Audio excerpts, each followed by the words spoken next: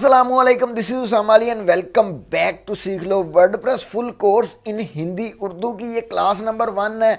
यानी कि वर्डप्रेस के ट्यूटोरियल्स की ये क्लास नंबर 1 है। तो आज हमारी जो पहली क्लास है इसके अंदर थोड़ा सा थ्योरेटिकल देखेंगे, चीज़ों के बारे में देखेंगे और इसी के साथ साथ आज हम बाकायदा प्रैक्टिकली काम स्टार्ट करने वाले हैं। तो यार मेनली 3 टॉपिक्स हैं हमारे आज की इस क्लास के, आज के इस लेक्चर के, जो कि क्लास नंबर 1 है। तो 3 टॉपिक्स हमारे कौन से होने वाले हैं? सबसे पहले तो हम लोग देखने वाले हैं टाइप्स ऑफ वेबसाइट्स, कितनी टाइप्स हैं वेबसाइट्स की और वो किस तरह वर्क करती हैं। नंबर 2 इसी से जो है वो बात जुड़ी हुई है कि एक वेबसाइट जो है वो कैसे काम करती है, क्या क्या उसके अंदर चीज़ें होती हैं जिनके थ्रू वो काम करती हैं और क्यों हमें कोई सर्वर चाहिए होता है उसको इंस्टॉल करने के लिए। और इसी के साथ साथ हम इसी के रिलेटेड जो अगला हमारा काम है वो प्रैक्टिकली है, वो हमने अपने लैपटॉप पे करना है। तो वो होगा कि कैसे हम अपने वर्डप्रेस को लोकली अपने लैपटॉप के अंदर इंस्टॉल कर सकते हैं। और हाँ यार, अगर किसी ने मेरा चैनल अभी तक नहीं सब्सक्राइब किया तो वो लाजमी कर लेना यार चैनल, क्योंकि अगर आप सब्सक्राइब कर लेंगे तो इन फ्यूचर अगर कोई अपडेट आती है, कोई प्लगइन वगैरह मैं करवाऊँगा तो वो आपको मिलता रहेगा, साथ साथ अपडेशन आपको मिलती रहेगी। तो यार वो बहुत ज़रूरी है, वो आपने लाजमी कर लेना है। मुझे उम्मीद है कि आपको आज की क्लास जो है वो काफ़ी इंटरेस्टिंग लगने वाली है उन लोगों के लिए जिनको पहले इन चीज़ों का नहीं पता था, जिनको वेबसाइट का नहीं पता, डोमेन का नहीं पता, होस्टिंग का नहीं पता। वो सारी चीज़ें आज देखने वाले हैं। तो बिना टाइम वेस्ट किए स्टार्ट करते हैं आज की क्लास।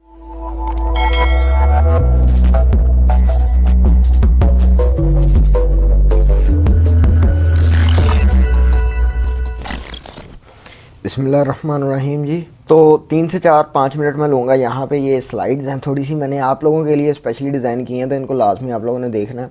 ये वो चीज़ें हैं जो कि आपको एक वेबसाइट को जानने के लिए आपको पता होना चाहिए कि एक्चुअली में वेबसाइट्स क्या होती हैं, कैसे काम करती हैं। यार अगर किसी बंदे ने ये सारी चीज़ें नहीं सीखनी, ये जो चीज़ें हैं, ये जो स्लाइड्स हैं, अगर किसी बंदे को ये सारे कॉन्सेप्ट्स हैं तो वो दिए गए नंबर पे जाके क्लिक कर सकता है तो और वर्डप्रेस की इंस्टॉलेशन पे जा सकता है। Software that creates blogs and website. यहाँ पे ब्लॉग और वेबसाइट 2 चीज़ें लिखी हैं। ब्लॉग का क्या मतलब है कि एक ऐसी वेबसाइट होती है जो कि डेली अपडेट होती है, जहाँ पे जैसा कि न्यूज़ है तो क्या है कि हमें वो डेली न्यूज़ एक ब्लॉग टाइप आ जाती है, ठीक है वो भी एक वेबसाइट ही, लेकिन क्या है कि उसको ब्लॉग वेबसाइट बोला जाता है। और एक स्टैटिक वेबसाइट वो होती है जहाँ पे हम एक दिन एक पेज जो है वो अपलोड कर देते हैं और उसके बाद 2-3 महीनों में हमें ज़रूरत ही नहीं पड़ती उस पेज को अपलोड करने की। एक नई चीज़ भी आजकल बहुत ज़्यादा ट्रेंडिंग में है जिसको कि ई कॉमर्स वेबसाइट बोला जाता है, जहाँ पे हम चीज़ों को सेल करते हैं, फ़रोख्त करते हैं। तो वो चीज़ भी आप वर्डप्रेस में कर सकते हैं। इसके अलावा जो हमारे सोशल मीडिया की अपनी वेबसाइट्स हैं, जैसा कि फेसबुक पे हम चैटिंग करते हैं और इस तरह की वेबसाइट जहाँ पे एक दूसरे के अकाउंट्स को ऐड करके उनसे चैट की जा सकती है, ये सारी चीज़ें भी आप वर्डप्रेस में कर सकते हैं। मतलब कहने का ये है कि जिस तरह की भी वेबसाइट है आप क्रिएट करना चाहते हैं तो आप वर्डप्रेस में easily within some minutes या घंटों में 1-2 दिन के अंदर अंदर आप एक बड़ी बेहतरीन किस्म की वेबसाइट जो है वो क्रिएट कर सकते हैं। मज़े की बात यह है कि आपको कोडिंग करने की ज़रूरत नहीं है। तो यहाँ से स्टार्ट करते हैं। सबसे पहले ये एक स्लाइड है, इसके बाद जो है वो हम अपनी वेबसाइट्स के बारे में देखने वाले हैं। ये चीज़ आप लोग समझ लें कि हमने कौन सा वर्डप्रेस हमने करना है, ठीक है। 2 तरह के वर्डप्रेस होते हैं हमारे पास। पहले का नाम है wordpress.org, जो कि पुराना पहले ये यूज़ होता था wordpress.org, और अब एक नया भी आ चुका है जो कि wordpress.com है। दोनों के अंदर क्या फ़र्क है मैं ज़्यादा बारीकी में तो नहीं जाऊंगा, अगर किसी को ज़्यादा जानना है तो वो जाके खुद से थोड़ी बहुत रिसर्च कर सकता है। तो ये ही मेन जो है वो 3 मैंने निकाले हैं जो कि मुझे लगता है कि ये आपको पता होना चाहिए। wordpress.org जो है ये फ्री ऑफ कॉस्ट है, आपको इसके लिए कोई भी पैसा नहीं पे करना पड़ता। आप सिंपल इसको फ्री में इंस्टॉल करते हैं और ये ओपन सोर्स है यार। इसको आप अगर कस्टमाइज़ भी करना चाहते हैं, मतलब वर्डप्रेस को खुद से कस्टमाइज़ करना चाहते हैं तो कर सकते हैं। जबकि हमारे पास जो wordpress.com है ये पेड है। इसके ऊपर अगर आप वेबसाइट क्रिएट करते हैं तो आपको पैसे देने पड़ेंगे।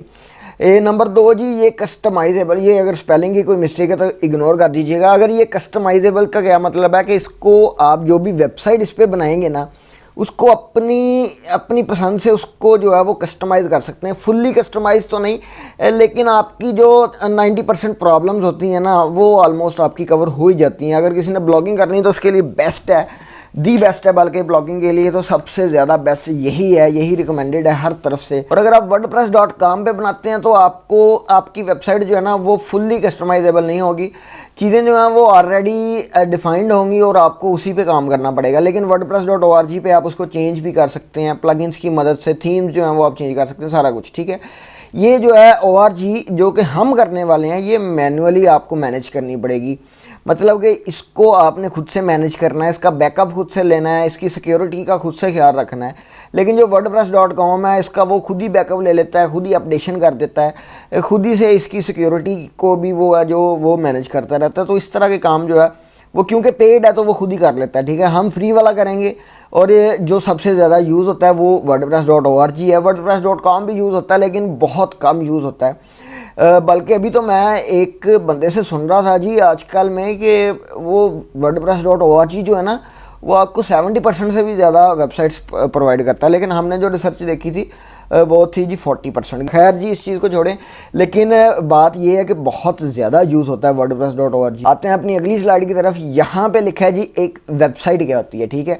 तो इधर आप डेफिनेशन तो पढ़ ही सकते हैं। Website is a collection of web pages, मतलब जितने आप वेब पेजेस बनाएंगे, वेब पेजेस जो हैं वो आपस में मिल के एक वेबसाइट बना देंगे। उसके ऊपर क्या होगा कि कंटेंट होगा। यहाँ पे अगली चीज़ें आपने देखनी है कि एक तो जी इसका identified by common domain name, एक तो उसका एक कॉमन डोमेन नेम होता है, डोमेन होती है उसकी, ठीक है।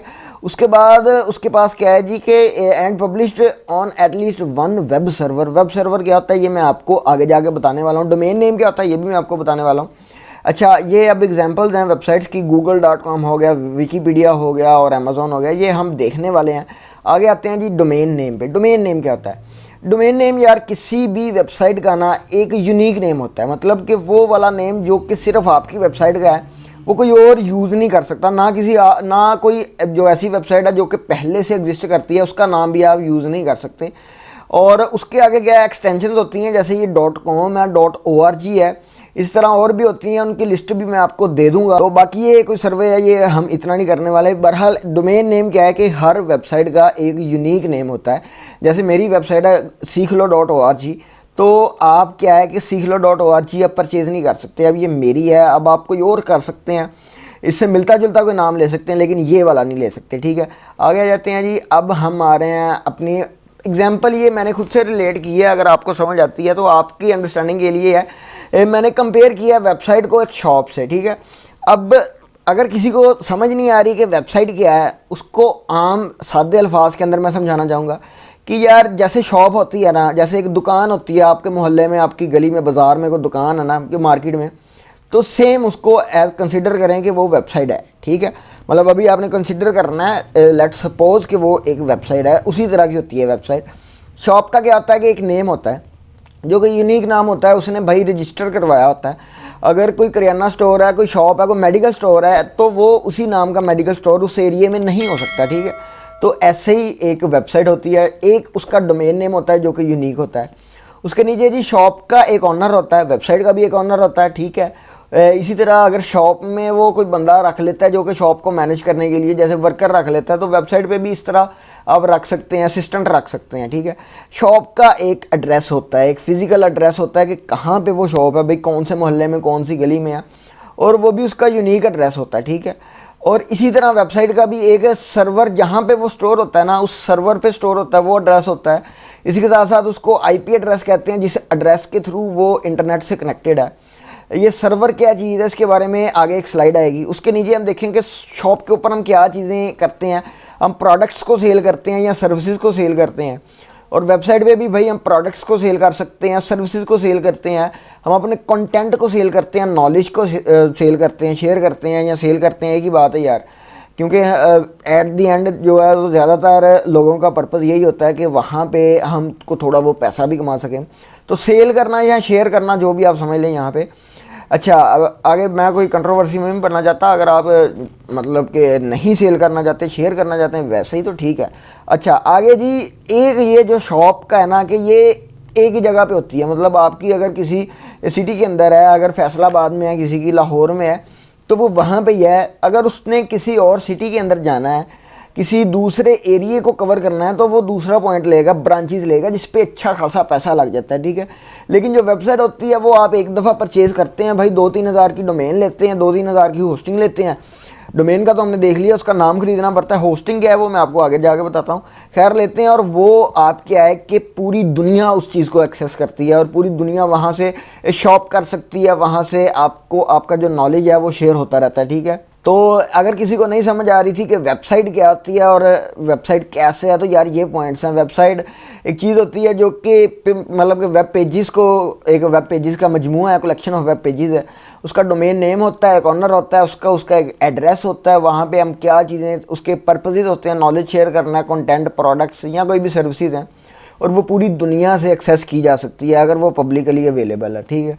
आगे आते हैं अब सर्वर पे। अब सर्वर क्या चीज़ है, तो यार आप लोगों को पता होना चाहिए कि जो भी आपकी वेबसाइट है ना वो कहीं ना कहीं पे स्टोर होगी, ठीक है। कहीं पे आप उसको सेव करेंगे, जैसे आप अपने मोबाइल में समझ लें कि अपनी पिक्चर्स को सेव करते हैं, जैसे वीडियोस को सेव करते हैं, तो आपकी वेबसाइट को भी कहीं ना कहीं पे सेव होना पड़ेगा। जहाँ पे वो सेव होती है उस चीज़ को कहते हैं सर्वर, ठीक है। ये एक सर्वर है, यहाँ पे आपकी वेबसाइट सेव हो गई है।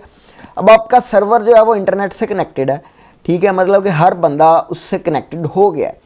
अब क्या है कि लोग आएंगे, ये लोग हैं, अब ये आप नहीं है, ये लैपटॉप समझ के आपने खुद को नहीं यहाँ पे इमेजिन करना। यहाँ पे लोग आएंगे, यूज़र्स आएंगे आपकी वेबसाइट पे, वो भी इंटरनेट से कनेक्टेड होंगे, ठीक है। वो आपकी वेबसाइट पे क्लिक करेंगे और सीधे चले जाएंगे, वो जो रिक्वेस्ट है आपके सर्वर के पास चले जाएगी। वहाँ से आपकी पूरी की पूरी वेबसाइट जो है वो अपना डाटा जो है ना वो वेब सर्वर को दे देगी, रिस्पॉन्स करेगी उसको, मतलब कि जो चीज़, जिस चीज़ को उसने क्लिक किया है उस चीज़ का रिस्पॉन्स करेगी। कितने टाइम में वो रिस्पॉन्स करती है, क्या चीज़ें हैं, ये सारी चीज़ें जो हैं ये आगे जाके हम देखने वाले हैं। अभी तक आप लोगों ने ये समझना है कि आपकी वेबसाइट कहीं पे स्टोर होती है, उस चीज़ को कहते हैं सर्वर। सर्वर को इंटरनेट से कनेक्ट किया जाता है ताकि दूसरे यूज़र्स उस सर्वर को एक्सेस कर सकें, ठीक है। दो तरह के सर्वर्स होते हैं यार, एक होते हैं लोकल सर्वर, ठीक है, और एक होता है वेब सर्वर। लोकल सर्वर वो है जो कि आप अपने लोकल कंप्यूटर के अंदर ना बना लेते हैं कुछ भी करने के लिए, किसी भी पर्पज़ के लिए। और वेब सर्वर वो होता है जिसके अंदर हम अपनी वेबसाइट को सेव करते हैं, वो एक स्पेशल किस्म का होता है। और उसके लिए लाजमी है, जब भी आपने वेब बनाना है, अपना वेबसाइट बनानी है, तो आपका जो वेब सर्वर है वो कनेक्टेड टू इंटरनेट होना चाहिए ताकि लोग उसे एक्सेस कर सकें। तो जो दूसरा सर्वर है लोकल, वो आपका कनेक्ट है इंटरनेट से या नहीं है, क्योंकि उस पर वेबसाइट नहीं बनानी, वो वैसे ही एक सर्वर है जो कि किसी भी और काम के लिए यूज़ हो सकता है। यहाँ पे हम बात करते हैं होस्टिंग की। तो होस्टिंग आपने अब यहाँ से इस डायग्राम से समझनी है यार। ये जो सर्वर है ना ये आपका कंप्यूटर है, इसके अंदर आपने सर्वर क्रिएट किया है, ठीक है। कैसे करना है वो अभी आपको इसी वीडियो के अंदर बताने वाला हूँ। क्रिएट किया आपने सर्वर। अब वो सर्वर जो है वो जब तक आपका लैपटॉप ऑन है, जब तक आपका कंप्यूटर ऑन है, तब तक लोग उसको एक्सेस करते रहेंगे, और वो भी आपका लैपटॉप कंप्यूटर जो है वो इंटरनेट से कनेक्ट होना चाहिए, ठीक है। इस चीज़ को कहते हैं कि आपका जो वेब सर्वर है ना वो अवेलेबल है इंटरनेट को। लेकिन जैसे ही आप अपना लैपटॉप बंद कर जाते हैं, या आपके घर में लाइट ऑफ हो जाती है, या कुछ भी ऐसा कोई भी मसला हो जाता है, आपका इंटरनेट बंद हो जाता है या लैपटॉप बंद हो जाता है, तो वो यहाँ पे कह लेंगे कट लग जाएगा। यहाँ पे आपकी जो इंटरनेट से ना कनेक्शन आपका ख़त्म हो गया किसी भी सूरत में, तो वेब ब्राउज़र्स जो है ना वो आपकी वेबसाइट को एक्सेस नहीं कर सकेंगे, ठीक है। अब आपने यहाँ तो ये है कि जी पूरा दिन आपका लैपटॉप ऑन रहे, उसके अंदर सर्वर इंस्टॉल्ड हो और वो चलता रहे, रनिंग में रहे, और आपका नेट भी बंद ना हो। ये सारा चीज़ जो है ना ये बड़ा एक मुश्किल काम है और ये कोई भी बंदा नहीं करता, ठीक है। यहाँ पे आता है वेब होस्टिंग का एक कॉन्सेप्ट, ठीक है। लोगों ने क्या किया है कि इस तरह के वेब सर्वर जो है ना वो बड़े बड़े सर्वर लेके अपने ऑफिसेज में रखे हैं, और वो कहते हैं कि जी अपने जो वेब सर्वर है ना वो कहते हैं कि अपनी जो वेबसाइट है वो हमारे वेब सर्वर के अंदर आप यहाँ पे आके स्टोर कर दें, क्योंकि उसको सेव ही करवाना है ना, उसको यहाँ पे सेव करवा दें। हम अपने वेब सर्वर 24 घंटे ऑनलाइन रखेंगे ताकि आपकी जो वेबसाइट है वो ऑनलाइन रहे, ताकि हर बंदा उसको एक्सेस करता रहे। मतलब कि वो कहते हैं कि हम आपकी वेबसाइट को होस्ट करेंगे अपने सर्वर्स के अंदर, और वो इस चीज़ के कुछ पैसे लेंगे, ठीक है। ये मैंने अपनी खुद से स्लाइड्स तैयार की हैं, तो यार ये समझें कि वो इस चीज़ के कुछ पैसे लेंगे, उनकी मंथली या ईयरली कह लेंगे, कुछ ना कुछ उसकी फ़ीस होगी जो कि आपको पे करनी पड़ेगी इन एक्सचेंज ऑफ के आप अपनी वेबसाइट उनके सर्वर में जाके स्टोर करवा देंगे। इस चीज़ को कहते हैं होस्टिंग। ये आपको जब आप कोई भी डोमेन परचेज़ करते हैं तो उसी के साथ साथ आपको एक होस्टिंग परचेज़ करनी पड़ती है, तो फिर आपकी जो वेबसाइट है वो ऑनलाइन हो जाती है। अब वर्डप्रेस आप लोकल सर्वर अपने मतलब के लैपटॉप वाले सर्वर में कर लें या होस्ट सर्वर जो कि लोगों ने बनाए हैं उस पर कर लें, वर्डप्रेस सेम है। आपको अगर आप लैपटॉप अगर आप मतलब नहीं लेना चाहते, अभी होस्टिंग नहीं लेना चाहते, वर्डप्रेस सीखना चाहते हैं, अपने लैपटॉप में इंस्टॉल कर सकते हैं।